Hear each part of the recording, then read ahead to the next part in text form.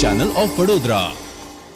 ભાજપના રાજમાં મધ્યપ્રદેશના ભાજપના કેબિનેટ મંત્રી સાથે ટોલ નાકા પર અણચાચતું વર્તન કરવામાં આવતા આ બાબતની પોલીસ ફરિયાદ કરવામાં આવી છે।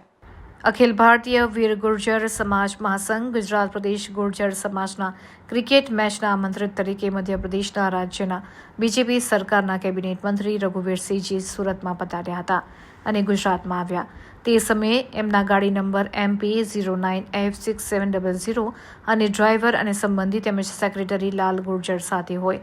ગુજરાતના પ્રવેશ સમયે સોનગઢના માંડળ ટોલ નાકા ઉપર તેમની સાથે શાબ્દિક જીવાજોડી કરી સરકાર શ્રી દ્વારા લગાડવામાં આવેલ શ્રી દેવનારાયણ બોર્ડ ઉપર લાગેલા બોર્ડ ઉપર અપમાનજનક ટિપ્પણીથી ખોટું લાગી આવતા થયેલ શબ્દાવલીથી નારાજ થઈને એક જવાબદાર હોવા છતાં અપમાનજનક પરિસ્થિતિમાં મુકાયા હતા, જેથી તેમણે સોનગઢ પોલીસને બોલાવી અને એમના અધિકારીને પણ આ બાબતની જાણ કરી ટોલના અધિકારીઓએ જે પ્રમાણેની પરિસ્થિતિ નિર્માણ કરી છે તેના વિરોધમાં ફરિયાદ નોંધી છે। ભારતીય જનતા પાર્ટીની સરકાર હોવા છતાં હાલના ટોલ નાકાના સંચાલકો વારંવાર પ્રજા સાથે ગેરવર્તણૂક કરે છે।